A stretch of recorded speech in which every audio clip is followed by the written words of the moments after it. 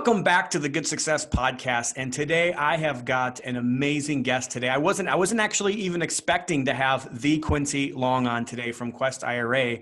I was expecting to have one of his proteges or one of the people that have learned from at least a tenth of the knowledge that's in Quincy's brain today. But we have Quincy Long, CEO, president. I'm not quite sure what your official title is these days. CEO. He's the top dog. He is the guy that matters. And I'm so thankful and grateful to be able to have Quincy Long on the show today. So welcome, Quincy. Thank you, Tom. Glad to be here. I'm so glad to have him. And like I said, I was expecting to have Nate or somebody else on, but I got the privilege to have Quincy on today. And I think we've had him on the podcast before, but it's a great time to be able to have some of our more favorite people back on the Good Success Podcast again. And I don't think that we had the same list of questions and the same podcast format when we had Quincy on before, but either way, we're going to have a good day with it. And I'm excited about it. And I hope you guys will be able to learn from Quincy as well. He owns Quest IRA or Quest Trust Company, which is a self-directed IRA custodian in Texas. They've got many different places around Texas. And I think they even have some more locations around the country that maybe Quincy can let us know about in a little bit. But excited to hear about that. And I do believe IRAs is a play. There's one thing I'll tell you for me personally is a mistake that I've made is I built my whole financial freedom plan basically outside of an IRA. And now I'm kind of going back and rebuilding a whole nother, plan inside the IRA. And don't get me wrong, it's still good. Most of it's in real estate. So it is some, tax benefited outside of an IRA as well. But having it inside an IRA, especially a Roth IRA, is super valuable. Me and all of my kids all have inherited Roth IRAs, which got in before the new legislation happened. So we're pretty happy about that as well and growing those and working those really well. But also even having HSAs or having ESAs, all of our kids have education savings accounts as well. And we actually just took our kids to a college, even though they're only 14 and 12, and just started talking about it with them and letting them understand what we could pay and what they might have to come up with and kind of starting that conversation early with them. Which is what I believe that you should do. You should have a proper plan. And most people, our pastor used to say, proper prior planning prevents poor performance. And I think the more we can do upfront planning and have upfront expectations with not just our business people, not just the people that we do business with, but especially our family. And I think we forget that so much. By the time this podcast airs, we will probably have just finished our family office boot camp, which is basically talking a lot about that. Look, talking about instilling those memories, instilling your focus of your family, instilling those core values, and instilling your investment strategy, and trying to let the kids understand this is how the parents made money, and this is how you can make money if you come along this path. If you want to create your own path, that's fine, but there are going to be rules and governance to how a family is going to run, an inheritance, and to be able to keep this for not just one generation. We found out that by reading a lot of these books and studying these rich families and studying these people that of wealth and of significance, is that normally by the time a family gets to the third generation, all the money's gone, all the legacy's really been decimated, and a lot of it's our own fault because we didn't properly plan, and it's really exciting to have that. Just real quick, if you guys haven't already gotten my Investors versus Contractors book, there is always seems like issues with investors and contractors. I've been on both sides of that. I'm still on both sides of that because I own a construction management company and I'm an investor. But I think this book gives a lot of just plain common sense and a lot of things that people don't really think about or know, and you wouldn't even think about to know unless you were a contractor or unless you were an investor dealing with these issues. But if you're an investor or if you're a contractor, I believe that this book would be good for you. And then also I do want to promote the 30 Days to Good Success journey. We've had a lot of copies sold this year already. We also do have a whole 8.5 hours worth of audio course completely around this 30 Days to Good Success. And a lot of people put money into their business. They put money into consultants, but they don't really spend time and focus creating a life plan for themselves. And that's really what this is. and I'm excited about it. You guys can get both of those at goodsuccess.com. Also, our next mastermind is coming up in August.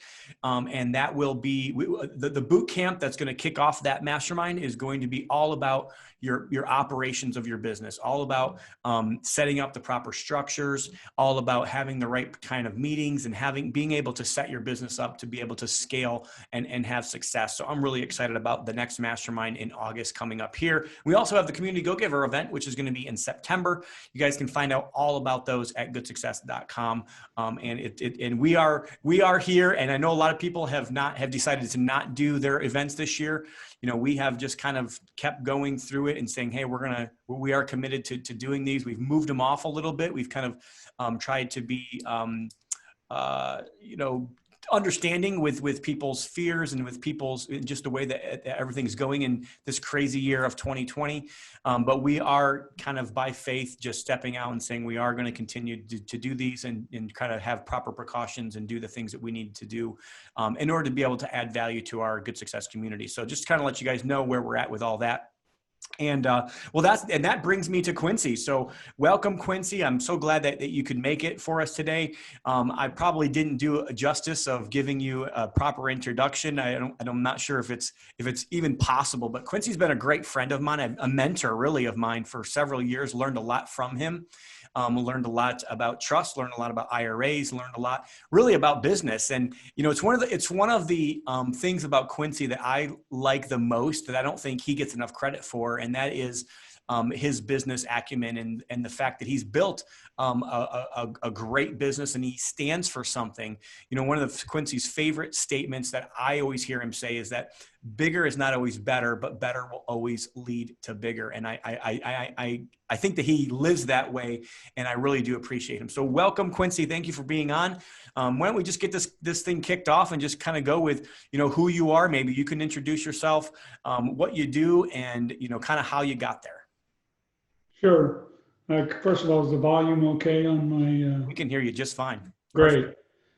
So my name is H. Quincy Long, and of course, as he said, I'm CEO of Quest Trust Company and chairman of the board and the lead janitor and everything else. You get to clean the toilets? What's that? You get to clean the toilets? Well, there's no toilets in my office. Otherwise, I'd be there because you don't have to have a big head to be a good leader, that's for sure. But anyway, so basically what we do is we, as Tom mentioned, do self-directed IRAs, and we have a custodian licensed by the Texas Department of Banking called Quest Trust Company. And as far as myself personally, I'm, a business owner. I own majority of the shares of the trust company. I'm also an attorney.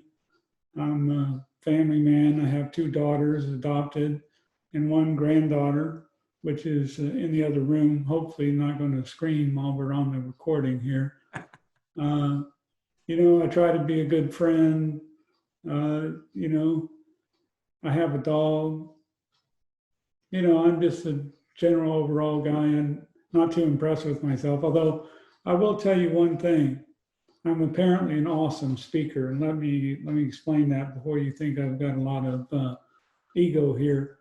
I was speaking on a cruise one time, and I got done speaking, and this young man come up to me and says, "Quincy, you're just awesome. It was so awesome." And I said, "Okay, well, appreciate that." Kind of my neck was getting a little happy there from trying to lift my head. And so a little later in the week, we went to Panama. And I said, "Hey," I saw him after the thing, and I said, "Hey, what'd you do in Panama?" He says, "We went to this, meat market, and there was flies everywhere and maggots on the meat. It was awesome." So I don't know if I'm a maggot kind of awesome or a decent speaker. I'll leave that for you to come up with. I don't know why I told that story, but there you go. Well, somebody thought you were awesome, but that same person also thought maggots were awesome as well. exactly. I think that's where you're trying to go with that, Quincy. So just why don't you just kind of give us a little bit of the story about how you kind of came up with Quest Trust Company or Quest IRA, I think it was originally, and kind of just give us a little bit of your background, a little bit of your story. We always like to hear that on the Good Success podcast. Sure. I mean, it's been a long story. We've been at this for 18 years, so I've got a little experience under my belt. And so basically, it started off, I had a self-directed IRA with a company which we'll not name for now. I had one, and two of my buddies had one too. And we thought, what would be really fun is if we got together and had a meeting and just did deals with each other, all the stuff that I promote right now. And so I said, let's go ahead and put flyers out on chairs at the real estate club and see if we can get some people, to do deals with each other.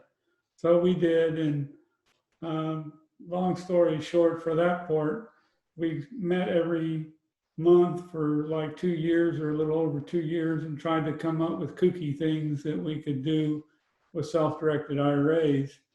And of course, me being the lawyer in the group and the kind of person I am, basically what happened is I'd try to figure out if all our kooky ideas would actually work or not. So I came to know the head of this other organization, and I would call him up and, he would call me back. And I thought, that's weird, this big organization calling me back, but okay. So one day he called me, and I was at the time running a title company, American Title Company. I was a fee attorney for them. And I had a bad day in the title company. I'm telling this part for a reason. I had a bad day in the title company business because it's always the title company's fault that the lender didn't send the papers till 30 minutes before. Always title company's fault. Always the title company's fault. So I was having a tough day. And on top of that, I was kind of bored with the title business. I could spout off this stuff, off the top of my head. Reading upside down was a skill that I developed. And I was just bored with it. Frankly, I was making good money, don't get me wrong, but I was just bored. And so the phone call happens, and I asked my latest silly question, whatever it was, I don't remember. And he answered the question, and he said, we thinking about opening up affiliate offices, throughout the country to, kind of better serve our clients. And I said, oh, I'm sorry about that. And I said, well, sign me up. I'm bored with what I'm doing. And then a few weeks later, we hear that he's willing to fly to Houston from California to speak to our little group. And we got 20 of us together to pay for the trip and everything. I thought, wow, this is really strange. He's coming down, but okay, cool. So he came, we did the seminar, we went to dinner, and I'm sitting there. And before we go into dinner, he says, hey, I would like to tell you about some of the stuff we're doing, but we need to sign these confidentiality agreements. I'm like, okay, fine, no problem. We go in there, and there's a lull in the conversation, and my buddy's sitting off to my left, and this person is sitting off to my right, and his wife's across from me. And he says, oh, by the way, I want you two, meaning my buddy and I, to come to Oakland and consider opening our first affiliate offices. And I'm like, what? Because I had no idea that my job interview was sign me up, I'm bored with what I'm doing. Anyway, so my buddy says, so was this the IRA custodian that you were with? Was that? Was this the IRA custodian that you were with at the time? Yes. Okay, gotcha. So my buddy's sitting over there. He was an attorney and a CPA. And he's saying, we'll be there. I'm like, well, what? Because I'm not a really fast blaster kind of guy, And I said, well, I guess I'll have to check my schedule. He's not like, no, we'll be there. Well, long story short on that part, is within 24 hours, he remembered he was trying to retire, not get another job. So I went by myself to Oakland, California, opened the first affiliate office. And a lot of things happened in between there. And then he decided that it turned into a franchise, and he decided he did not want to be a franchisor. And we decided we didn't want to be franchisees. So they split the franchise up and I went independent. And then in November of 2018, we became a licensed trust company, in the Texas Department of Banking. So that's a long story, but much shorter than it could be. And it just goes to show that what happened is I saw an opportunity and I took it. You have to be aware of opportunity. And if you just go home and say, gee, that was a fun dinner, nothing's going to happen. I took a chance. I got on an airplane. I went out there. It was an interesting journey, to say the least, but here I am. That's kind of where I came from. So let's just review this whole thing. So first of all, it all started with an IRA, right? I mean, basically that's where it all started. It all started from the fact that Quincy Long had an IRA, and then he goes to his little local network group or his real estate group, and he says, hey, does anybody else want to do deals in their IRAs? We're going to try to figure out how to do deals in our IRAs, right? Am I following? So then this turns into, well, and at the same time, you owned a title company, or you were in titles at some point, being an attorney, right, and working in title. And at that time, so that's kind of what's going on at the same time. Then you started becoming either friends, or maybe you were doing more deals. So you started talking more to your custodian, and then you ended up actually talking to that custodian that ended up saying, hey, we want to do more affiliate offices. And it just so happened that you were on the phone with him at the time, and you didn't really realize they were serious, but they were pretty serious. They flew all the way out to see you, and then within the next day, you were flying out for a real proper interview and actually be basically courted into creating an affiliate office. Was that first affiliate office in Oakland? No, it was in Houston. I got you. So they wanted you to start an affiliate office back in Houston, and that's really basically kind of where you started. And then, kind of like longer story, how many years between that affiliate office, between when you first started, or you went independent? Let's see. Well, we started in 2002, and I went independent in 2011. So that was 9 years. So 9 years of that. And then between 2011 and 2019, right? That's when you actually... November of 2018 is when you guys actually officially became a trust company of your own. Right. So during that period of time, let me just ask you, was there any ups and downs during did you have any struggles, Quincy? Nah. This is just one of these things that we like to talk about because kind of all flowed in there.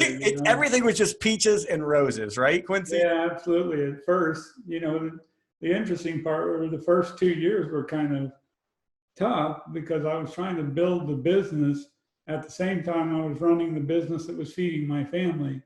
If you follow what I'm saying there.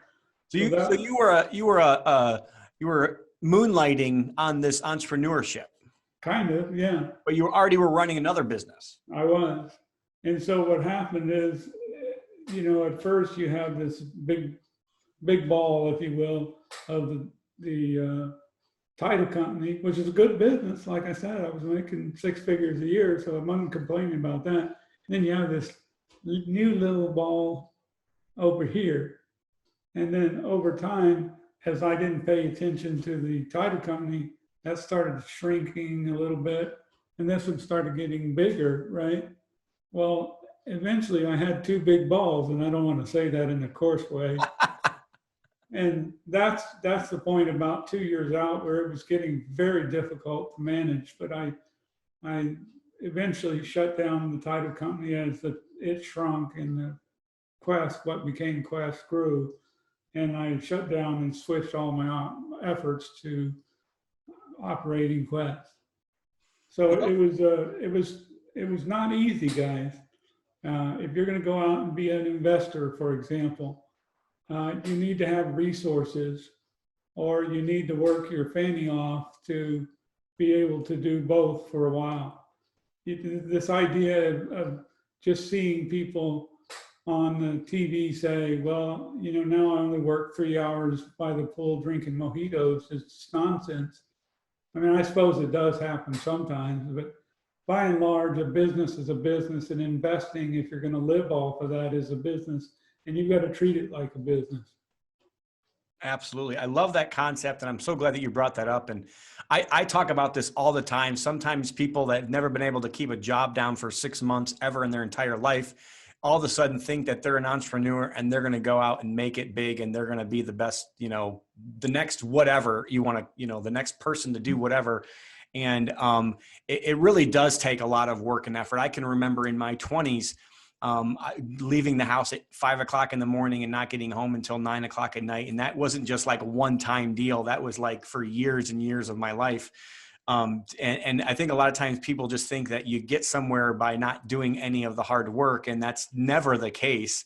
But even, and what's interesting is even somebody as successful as Quincy here started in a business which was already successful. It wasn't like he was going from something that he wasn't good at. What he was making fine money. He could have stayed and been a title, company and been done that for the rest of his life and probably been fairly successful financially, but really started kind of getting into this and wanted to help other people, which kind of leads me to the next part of this. So why did you do that? Why did you make that leap? What really, kind of drove that decision? And really maybe you can wrap that up with why you do what you do now. Maybe it's the same, maybe it's two different reasons, but I kind of always love to know why people do what they do. Well, and let me add a couple of pieces in response to the prior questions. I don't think I really fully answered it. The challenges, you said, what were the challenges along the way? Along the way, I had major points where the path diverted and I had to make a choice.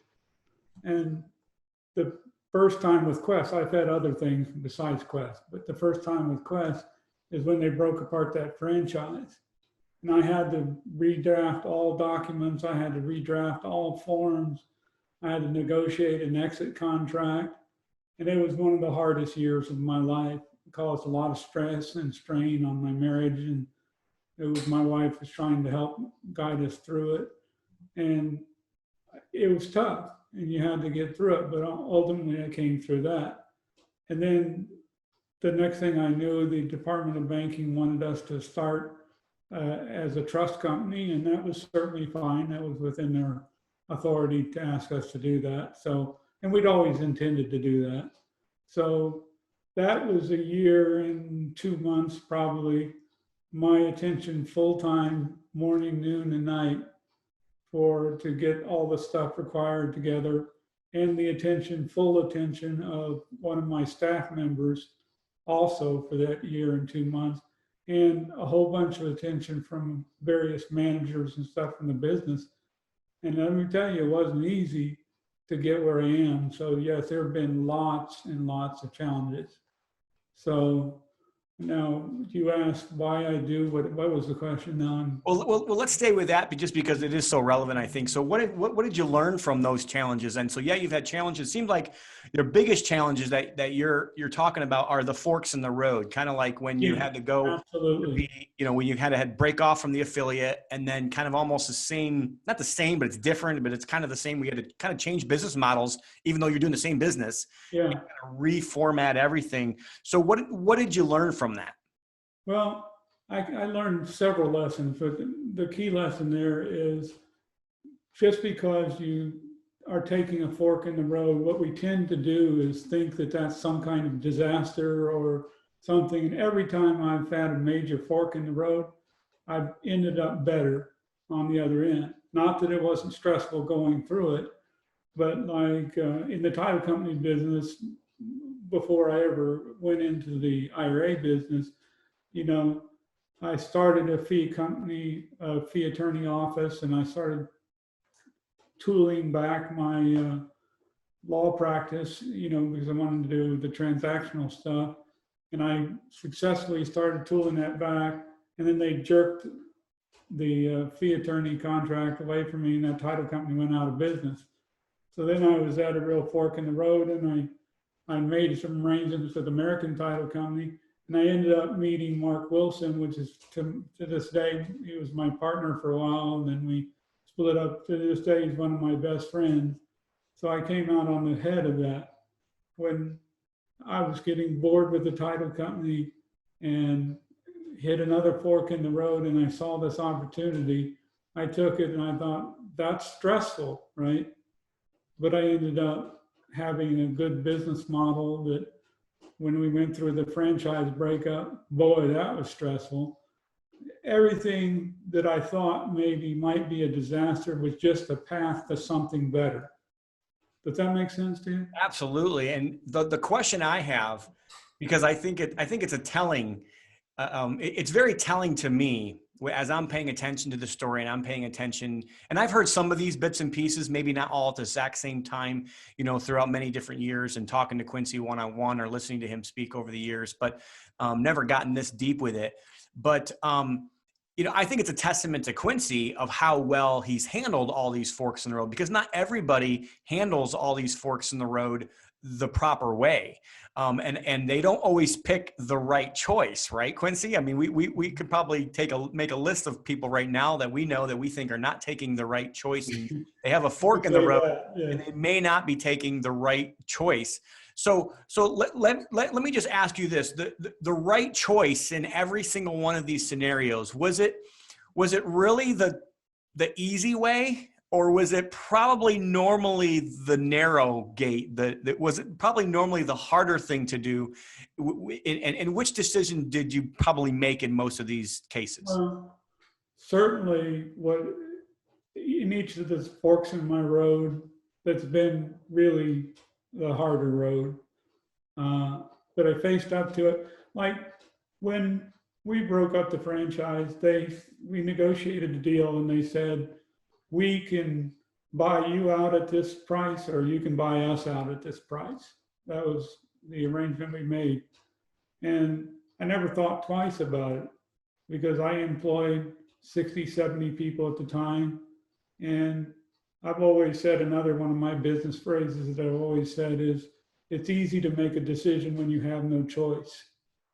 And I felt like I had no choice. I had overhead. I had people who depended on me to run this business successfully, and I wasn't about to abandon them just because somebody handed me a check of a few $100,000 at the time. It's kind of a joke. We're worth a lot more now, but that just, like, I didn't even think about it. Like, I got to protect my employees. I got to take care of my overhead and meet my obligations. And so, yeah, it was hard, but not hard. It was hard to do, but not hard to make the decision. It was easy to make the decision, right? It was easy to make the decision because you're a man of integrity, because you cared about somebody other than yourself, and because your why wasn't just, I need to survive, right? Because if the decision was all about Quincy Long and nothing else came into the equation, and if it was only all about Quincy, you might have said, okay, I'll take the money, I'll run. And that might have been the easier route. You may not have had to do all this extra work that all these people think is a 4-letter dirty word. Instead you took the road of more resistance. So you took the road that was harder because it was the right thing to do. That's exactly what I'm trying to say. And I'm not trying to say I'm some big hero or something. No, you're not. I literally never thought any different. Yep. I always said, this is the right thing to do, and I'm not going to abandon my people.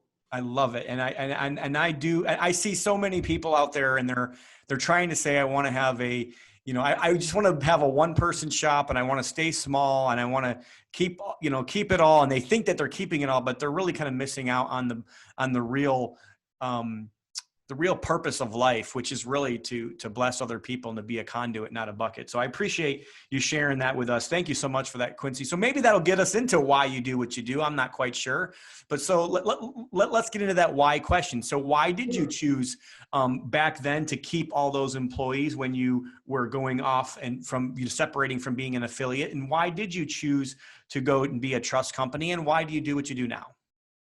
Well, I mean, why I made those choices, as I've said, because it was the right choice and the only choice in my mind, even though there was an easier path, there was only one choice to make.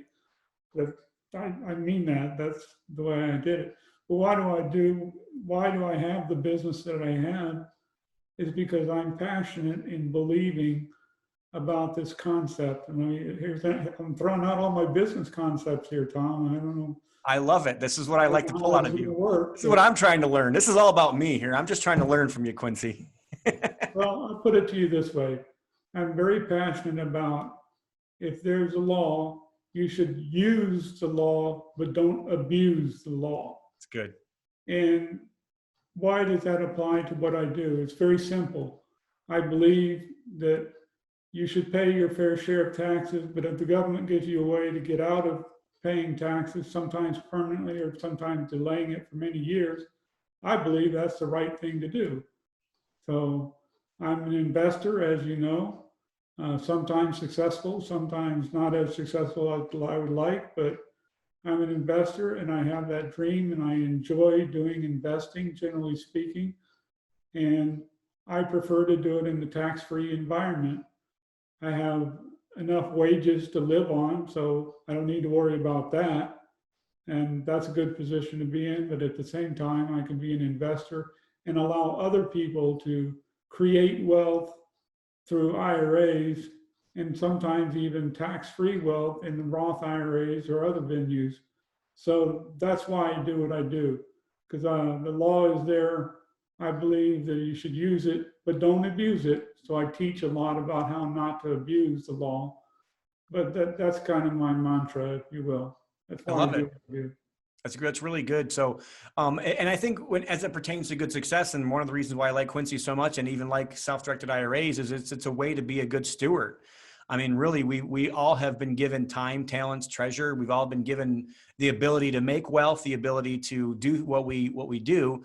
And I do believe that, yes, we should pay taxes. And I'm not one of those people that, is going to try to screw the government over. I'm kind of probably more conservative than I probably have to be.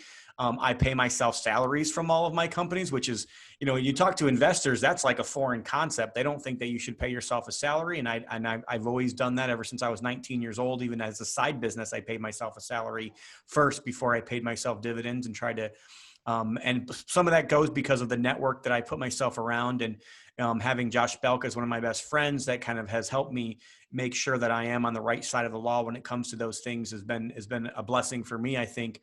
But as it pertains to IRAs in general, I do think that it can be two things. It can be a way of charity because you can have more to give more.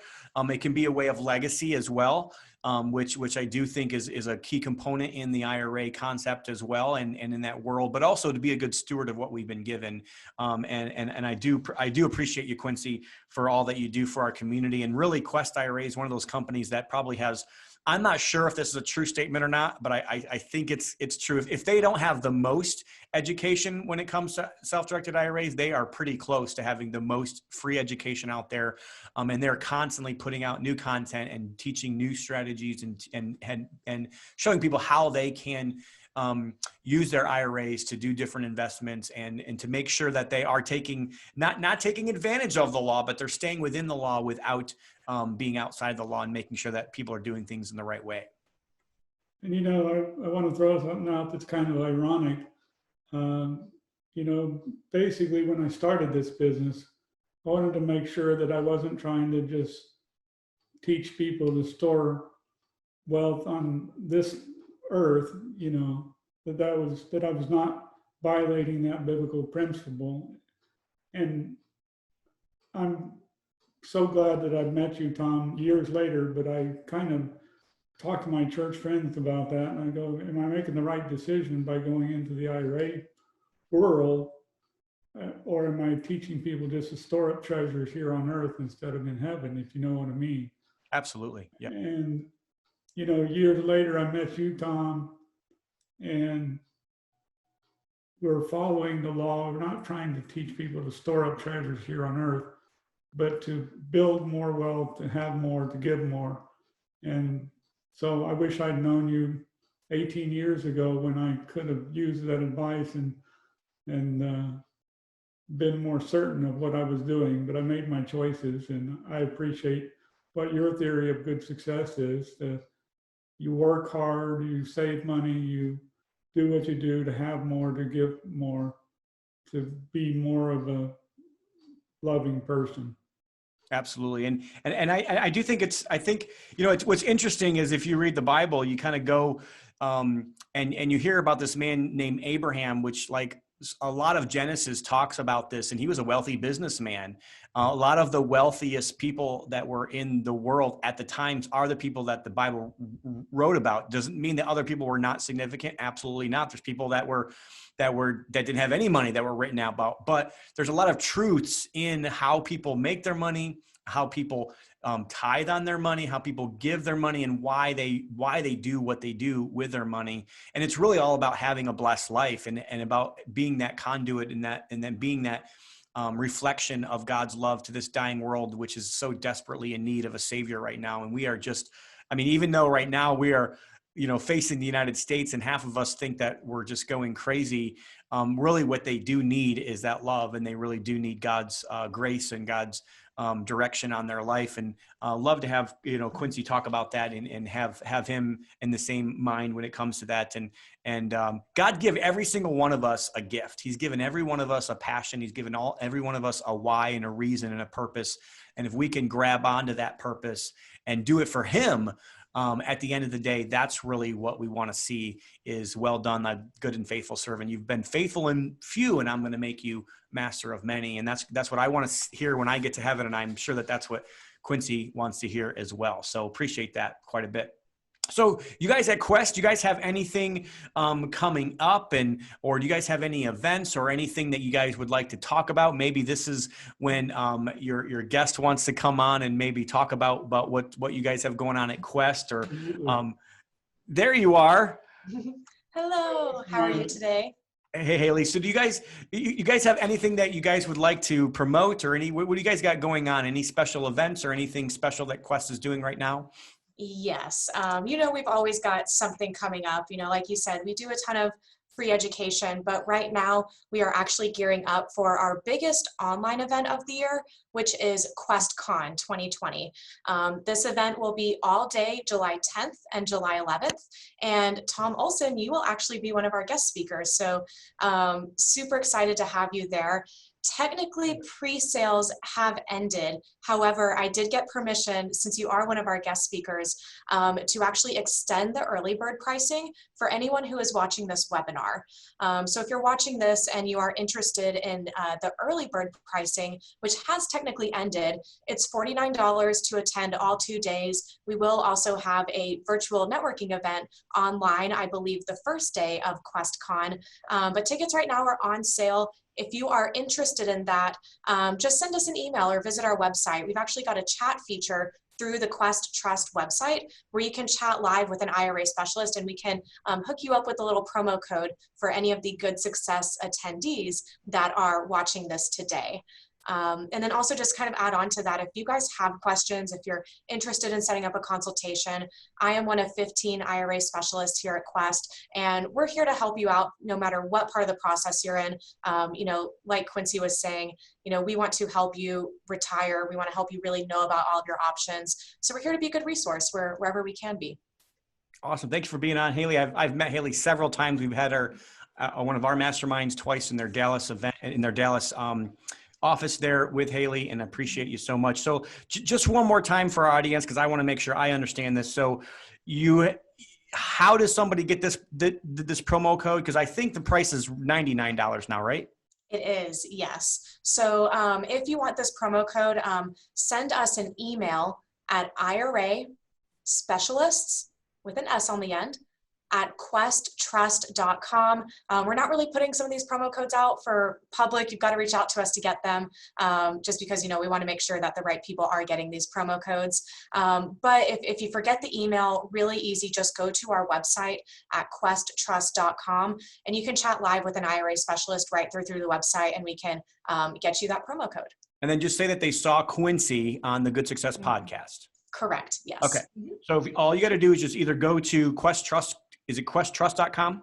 Mm-hmm. Yes. QuestTrust.com, and then a little pop-up will pop up and they'll say, can we talk to you? And then just either tell them, hey, we saw Quincy on the on the Good Success podcast, and you have a promo code for me, or you can just email iraspecialist@questtrust.com. Exactly. Yes, that is correct. Awesome. And then the dates for the QuestCon is July 10th and July 11th. And they're going to be pretty much all day events, correct? Correct. Yes. I believe it's like 9 a.m. to about 4 p.m. And that is a Friday and Saturday. Awesome. I can't wait to be a part of that. And I went last year to their Quest Expo, which blew my mind. It was really amazing. We went to the Houston game, the ball game, and it was really one of the best events of the year for me last year. It was awesome. Even though I didn't get to speak or anything, I just kind of came and hung out and got to meet a bunch of cool people. But it was awesome. I love all you guys do for us. So thank you so much for being on, Haley. I just have 2 more questions for Quincy. If you want to stick around, you can. If you don't want to, that's fine too. But thanks for coming on and letting us know what Quest has available for us. Yeah, for sure. Thanks. Happy to kind of join in and offer what I can. And I'm going to keep watching like I have been. Awesome. So Let's do it. See you guys later. So Quincy, we've got 2 questions and 2 questions that we ask every person that comes on the podcast since about episode 100 or so. And I think we're in the 210 range or something like that now. But you know that for us, Good Success is pretty passionate. We're pretty passionate about good success. We're pretty passionate about even the name Good Success. We're pretty passionate about what it means, what the definition of it is. But and you've already heard my definition. So a lot of people that come on here have never, talked to me. They don't really know what the right kind of success is, or they know what they think it is, but they don't really know what we think it is. But what would be your definition of good success? When you hear good success, what does good success mean to you? Okay, well, let me tell you what it's not. It's not accumulating more and more and more and more and more, and just ignoring your other obligations as a human being on this planet. Everybody thinks that it's worldly success, if you will, accumulating wealth. And people that have enough don't care. They just keep doing it because they're just deal junkies and stuff like that. That's not the definition of success, or that's not my definition of success. Yes, I'm financially successful. But sometimes that's come at the expense of my family and other things. And so that's not good success. Good success is being a good person, a good steward, making decisions like considering others and not just yourself, being a good friend, being a good husband, a father, a grandfather, been taking care of your grandchild for 3 months while the COVID-19 was out there. But that's success. Success is being able to be with friends and enjoy life, not just work till you're bone tired and ignore your family or your church and other things. So that's part of good success. The other part, I think I'll take from you and my favorite book. One of them is from Matthew 5:37, and it's let your yes be yes and your no be no. And of course, that was on the Sermon on the Mount, Jesus speaking basically against swearing oaths, and just being the kind of person that if you say yes to something, that means that's what you mean. Yes, you do what you say you're going to do, and if you say no, that's what you mean too. And I've had some experience lately that people have not followed that principle. And you don't have to be a Christian to believe that that's a good way to live, by the way. I mean, I encourage everybody to be a Christian, but that's not it. Whether you any other faith or no faith at all, being the kind of person that your yes means yes and your no, no is a big part of success. And the other thing that I have to tell you, I just have to say this, no matter what your political persuasion or any other thing is, love your neighbor as yourself. We are in a terrible mess in this country, and it's just ridiculous. I wrote an email to my staff explaining to them, we have a very diverse staff at Quest, and explaining to them that I care about all of them as people, whether they agree with me or don't agree with me. They're all people, and I care about them as people first, and then as Quest teammates second. So I just want everybody to know that again, no matter what your political persuasion is, and I'm sure there's things on either side of this issue. I don't care about that. Treat your neighbor like he's your neighbor. Yeah. And so that's the definition of good success to me, is love your neighbor as yourself and let your yes be yes and your no be no. That's weird, huh? No, it's a really, we make things complicated sometimes. They're not really that complicated. Even when Jesus was talking and they said, hey, what are the greatest commandment? He said, love the Lord thy God with all thy might. And the second is like unto the first, basically meaning you can't do the first unless you do the second, which is love your neighbor as yourself. And if you did that, guess what? We wouldn't kill, we wouldn't steal, we wouldn't do any of those things because we loved our neighbors. So most of the other commandments that were given were really only given just to be more clear about what things you should or should not do. But really, if you just loved everyone, I think that's a great definition of good success. And hey, just do what you say you're going to do. I mean, come on, like that's taught to your when you're 3 years old and when you're 4 years old and when you're 5 years old. It shouldn't have to be taught to 40 and 50 and 60 year olds, but for some reason, it seems like we have to keep pounding it into their heads. Tom, I just want to say, if I offended anybody by going off on the religious track, I'm sorry, but I'm a Christian, but probably not a very good one. But I'm worldly successful. I'm much less successful on a godly level. I can tell you that, but I try. Well, that's good. And we all have room for growth, and we all should be growing every day. So I appreciate that. So thank you for being vulnerable with that. And I appreciate that as well. So one more question. We ask every person these two questions: what is good success? And then the last question is, hey, just leave the audience with one thing, whether it's a book, whether it's a quote, whether it's a life lesson. Maybe you've already stated it during this podcast. I don't know, but whatever it is, just leave the audience with one thing and one thing only. What would that be? Well, you did steal one of the things I was going to say, which is bigger is not necessarily better, but better will lead to bigger. But we'll can that for the moment, since you already said it. I'll give you two then. I will say the other thing that I've learned lately, and painfully so, is that always do the do. The D-O, the D-U-E. And by that means always do your due diligence. Anytime you're entering into a transaction with anybody, or you're buying into a company, you always have to do two types of due diligence. One is due diligence on the investment. So that would be like if you're buying a house, making sure you know what the repairs are going to be, and basically making sure the comps are right, and you know what I'm talking about there. But that's, a lot of people stop there, Tom. Yep. They stop there. And they think they've done the due diligence. And I've learned through painful experience, including recent experience, that you also have to do your due diligence on the people you're doing business with. And if I'd have done proper due diligence, I'd probably be a lot wealthier today, although I'm not hurting. I don't deny that. But the truth of the matter is, if I'd have done some due diligence, I wouldn't have done some of the transactions I'd done. So let me save you the trouble. And if you are doing your due diligence and you get little hints or hem-haws from people that don't want to say anything, but they've clearly got something to say, you better dig. Because the old phrase, where there's smoke, there's fire, is absolutely true. Yep. And we as human beings, Tom, what we tend to do is to want to believe in people, to want to believe what we're being told.